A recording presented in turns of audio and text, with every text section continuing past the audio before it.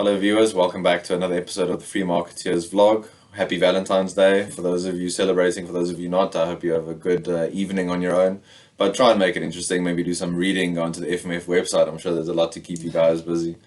Today we're just going to cover the SONA. We'll get down into some of the specifics, highlight some of the aspects of the President's latest address.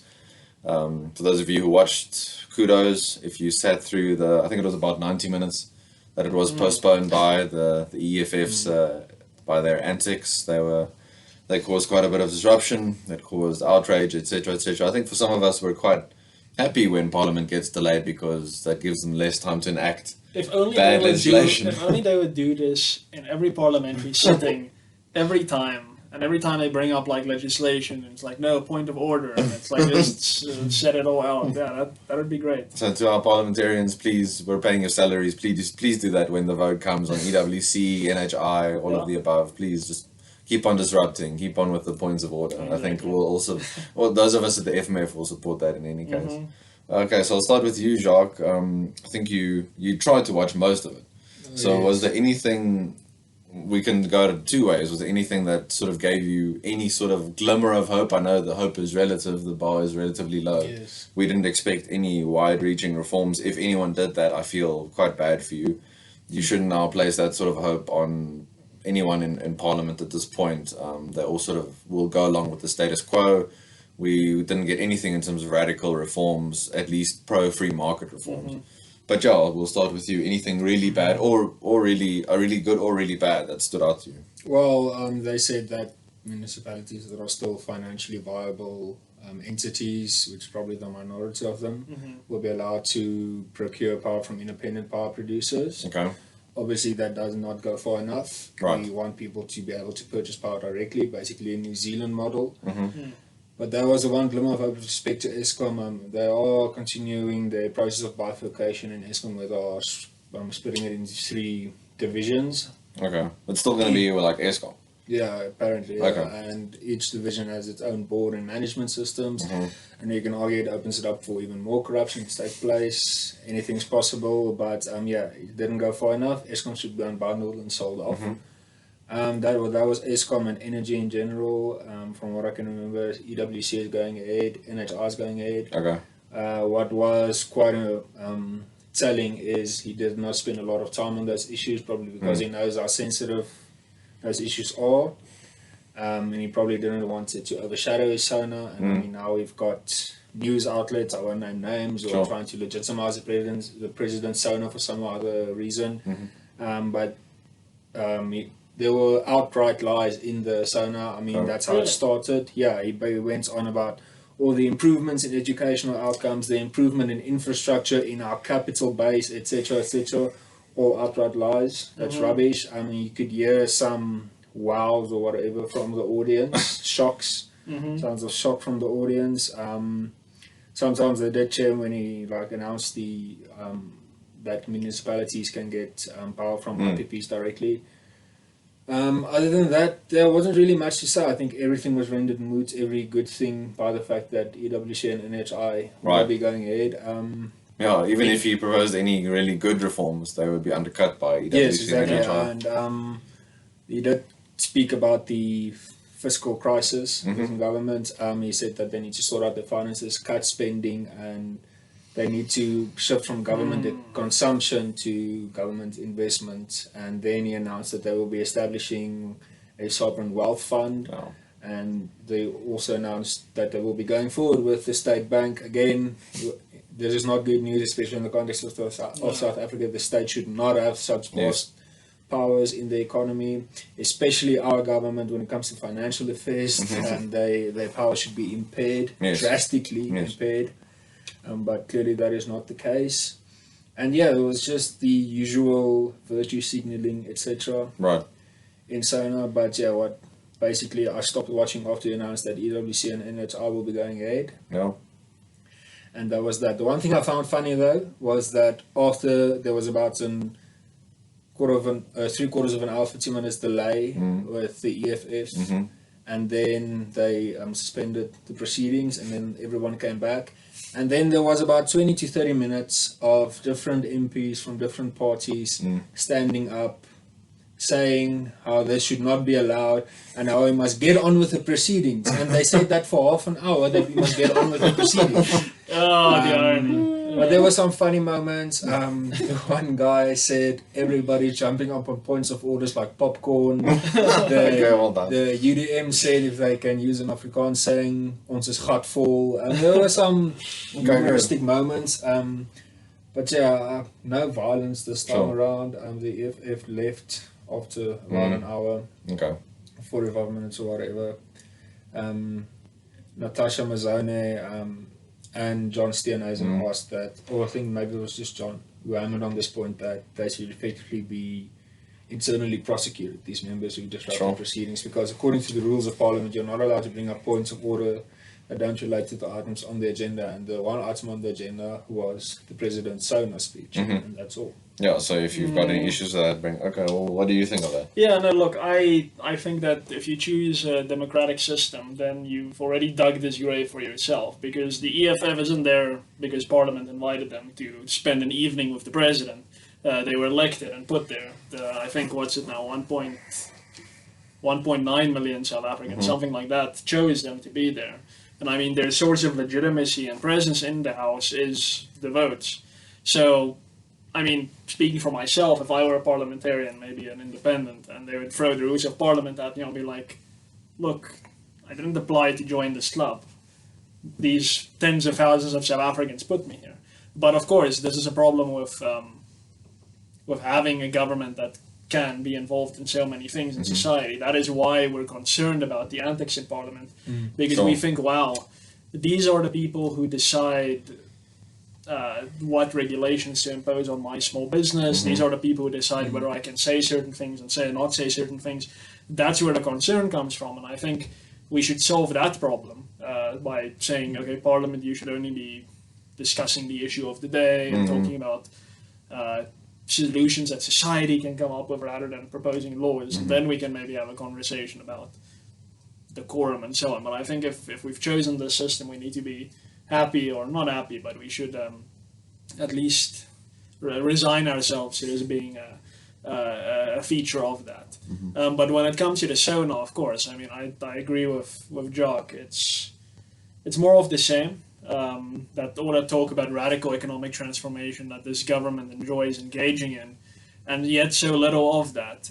Well, we keep radically transforming the economy downwards. Yeah, well, there's no true radical economic transformation. There's nothing radical about socialism, communism. It just continues. Our economy has been on a downward trend since I think 2007, something like that, and I mean it's literally just more of the same. And I think this thing about IPPs, this has been announced before. I mean, this is something that's been coming for many years.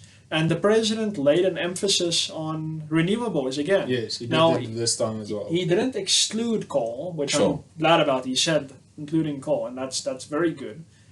But there's still this, I think, naive emphasis on we're going to be the green country in Africa. And it's like we're not even close to that being relevant for our social circumstances.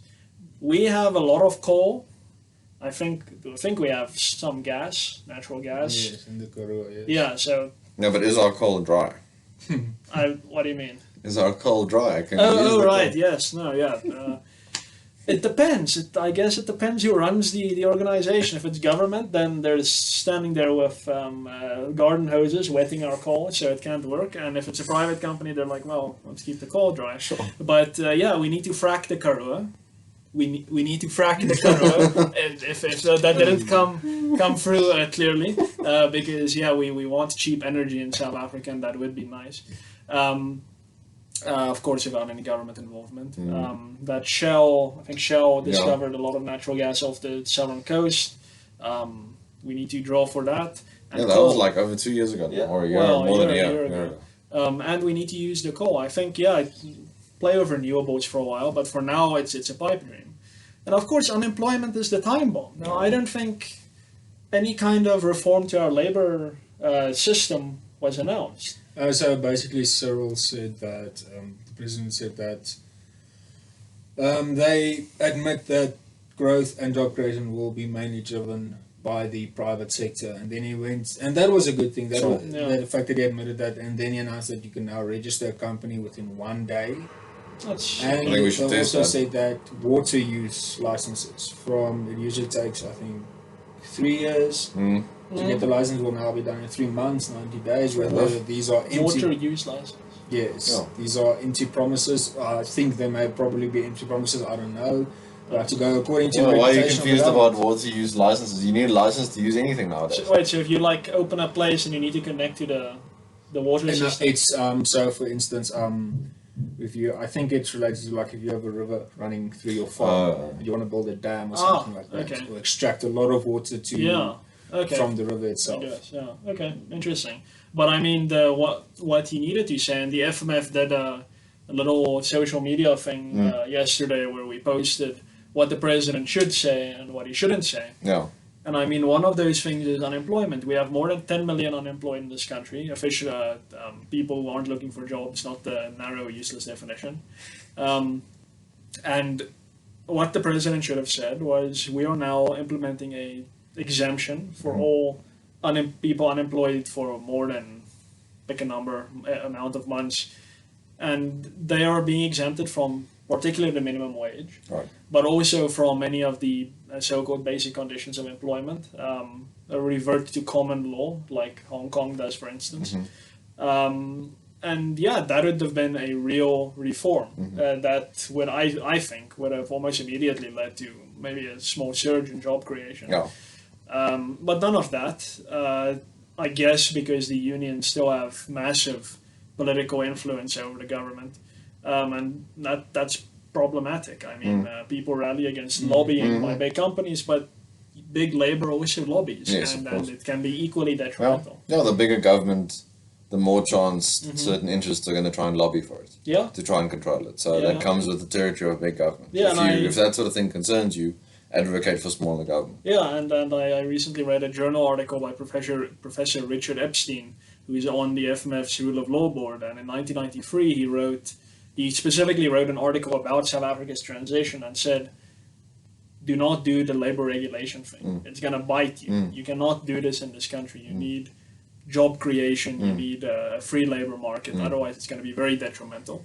And we laughed that off, and we powered ahead. Yeah, and now we're paying the price. And the labor minister at that time, Tito Mboweni, implemented a lot of restrictive labor policies and regulations. And I think he at least may now realize the mistakes that he made. So yeah, SONA, I guess, no, he didn't announce any reforms, but I think I have a feeling that we're coming upon that general period where government is going to be like, wow, we're in real trouble now. Something. I needs to wonder. happen. I Because wonder. well, you have Tito Mboweni. Sure. He's the one. I mean, he hasn't done anything. He's Right. rhetorically, at least, accepted that Sure. that things need to change. And you have someone like Gwede Mantashe, who recently went out of his way to say that private companies should be able to connect. I mean, Yeah, and he went after SA. yes, very unexpected. But Yeah. so I mean, there's a little bit of a shift happening. I mean, it's not going to be as wide ranging as we want it to be. But even on that point, sure, they might at some point, but a lot of people in government might acknowledge that some change needs to happen. But my worry is simply that that change will be for, I guess, more of, more controls. So we haven't done enough in that direction. So let's, double down kind of thing. Yeah, We haven't committed hard enough to. I don't know, maybe let's say EWC or NHI, they fail. Well, not Yeah, maybe, not when if, they yeah. fail. But then the argument will be, well, the private sector didn't commit or it was sabotaged or something like yeah. that. Yeah, no, look, I think we're at a precipice now. I think we're probably going to fall over it.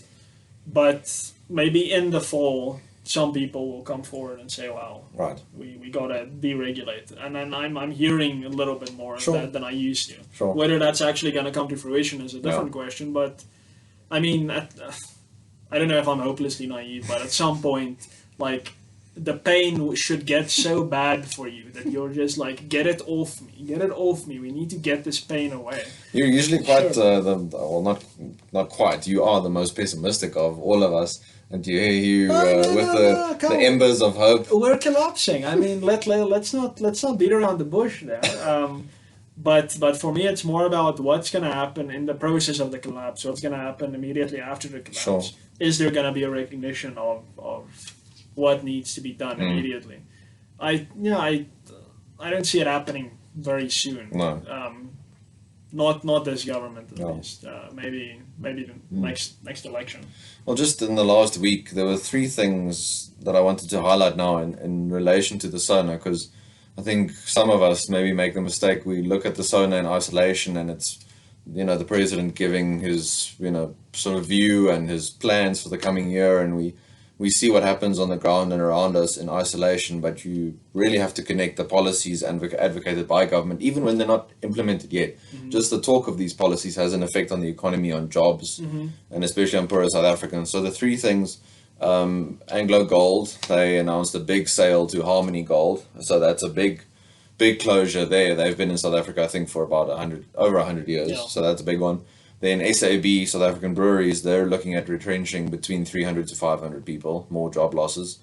And then the last one, what was the last one I mentioned? I think I was going to write an article for Rational Standard. There was three things. Those two, and the last one was Investec, the Investec Property Fund.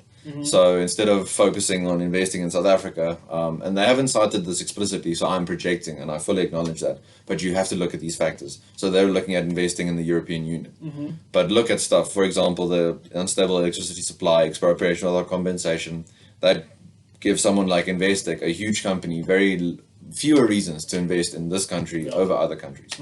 So just keep that in mind always. These policies clearly have a real effect on companies.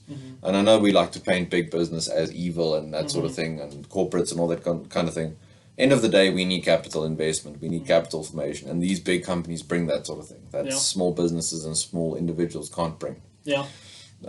Just looking ahead a bit towards the budget at the end of this month, Jacques, I don't know, I'm putting you on the spot a bit, but is there anything now from the SONA that you see getting more detail on in the budget that Minister Mboweni is going to deliver? For those of you who might be interested, Davy Ritt, the very famous economist, will be giving a talk here at the FMF on the 26th of February, so please come and attend, and you can get Davy's views. But Jacques, anything that maybe you can draw like a link between now SONA and the budget, or... Probably just more detail on Eskom and what's happening there. Okay. SAA, basically state-owned entities. And national health insurance. Right. I think how are we going to fund that? We can't. We're not. We're not. Yeah, so probably just NHI and SOEs. Okay. That will be the two main focus areas. But the president did mention there needs to be cuts in spending. Now, I mean, geez, do you think that's going to come from, where it needs to come from, which is the SOEs and, well, unfortunately, welfare. There need to be cuts in welfare. And the big elephant in the room is what we pay civil servants. Right. Not what we pay them, but how many of them we pay, rather. We need to cut away. Many thousands of more jobs need to be lost in the civil service, unfortunately, for jobs to be created in the real economy. Right. So do you think the minister will actually commit to some real... The president touched on the remuneration of civil servants, and he said something must be done about that. I don't think... I'm not that positive that big cuts in spending are on the horizon. The president contradicted himself during his whole speech by going on and on about how spending must be cut, then announcing all these new things on which to spend money. So I'm not very positive. I don't know, maybe Tito Mboweni will pull the rabbit out of the hat and surprise us. Maybe. But mostly my focus for the budget speech will be on SOEs and the NHI. Okay. Yeah. And for you, anything in particular? Jeez. I know you're a numbers man, so... What ratios are you looking for? No, I'm definitely not a numbers man, but I am keen to see the minister cutting spending where it matters. And I think it was last year when government announced, we're going to address the public sector wage bill, and they they said no bonuses will be paid this year or something like that. And it's like, what a way to miss the point, guys. No, I think Eskom itself has, the report was like 17,000 employees. 16,000 employees who are basically useless. Yes. They don't really do anything, they just collect a paycheck. And they're not going anywhere because the unions are very entrenched in that sector. But these are the types of jobs that need to be lost. And we have addressed this in a previous episode, and I think we should just emphasize it again. because it's easy to confuse the things. We are very much against the massive rate of unemployment in this country, and that needs to be solved. It's as they say, a ticking time bomb.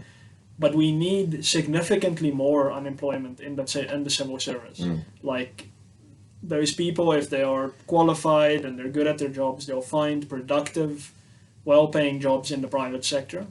But we need government to stop paying an unnecessarily large amount of people with money that government itself did not earn and does not earn through its conduct. It doesn't deliver services as well as it should. So there's definitely a net loss to the economy there, and that needs to stop. So I think the government employs around 3 million people across all three spheres of government. And I think that number can be cut by, well, at least 1 million. And I think that's the number that we should be hearing more of. Not this thing about a few high-paying jobs here and there will be lost. We need to cut massive amounts of jobs in the public sector. And I would like Tito Mboweni to commit to that in the budget. It would have been really nice, just as SONA as a starting point, if government was serious about actual reforms, restructuring, cutting spending. Maybe the president could have appeared, in his office in Cape Town to the nation. Could have been on video or something. Not all parliamentarians there flying down using SAA. I'm sure dressed to the nines. Obviously dressed very nicely, and that's great. But really, it's also, I guess, a mind shift, a shift in mindset in terms of them being the people's servants and not the people's rulers. Because at the end of the day, they're there because we paid for them to be there. They're only there because we enable this all to happen. So we also need to draw the line, hopefully at some point. I don't know, the line seems to keep shifting. That famous, wasn't it a certain American president who promised a line in the sand? And the line in the sand kept moving all the time. But I mean, you make a very important point here, and that's that, and geez, it's not a nice thing to say to our viewers, but we enable what's happening to us. At the end of the day, everything that is happening to us can only happen because we allow it. And this is no exception. So I'm not saying tax revolt or anything like that, but just don't be apathetic. Don't be like, politics, who has time for that? The politicians are destroying us, and then just going on with your life. You need to be involved in some way, and an easy way to do that is to support organizations like the Free Market Foundation to try and bring about some sanity in governance. But there are other organizations, you don't have to support us specifically. And write letters, start your own blog. When someone brings up politics around the dinner table, don't say, we don't talk politics at the dinner table. No, you should talk politics at the dinner table and make sure that everyone at the dinner table understands the problems that we are facing, what the causes of those problems are, because we notoriously misidentify the causes of problems in this country, and how one could solve them. And then our solution, obviously, is always to give more freedom into the private sector, but at the end of the day, to ordinary people to get on with life, and let these things be talked about. I think that's the first step to getting us out of the rut. Just drop the apathy. And even if you have historically been involved, don't let your pessimism or your negativity like damper you to such an extent that you're just like, what's the point? I'm just done now. Never allow that to happen, because it's never too late. I mean, it doesn't matter how bad it gets in South Africa. There's always going to be an opportunity to change course and build up again. So never allow yourself to be immobilized, I guess. So just keep at it. Keep watching these vlogs, reading articles, sharing them, liking them. Just do something, and with enough dedication and activists, even if you don't do too much, anything is solvable. So just keep at it. I think we'll end it there. Jacques, anything else? Okay. Thanks everyone for watching this episode.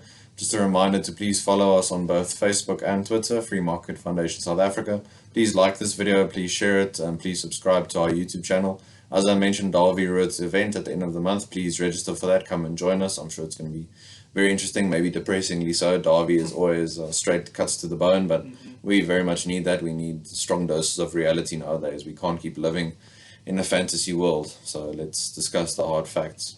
Thanks again for joining us, and we'll talk to you soon. Bye. Cheers. Enjoy your weekend.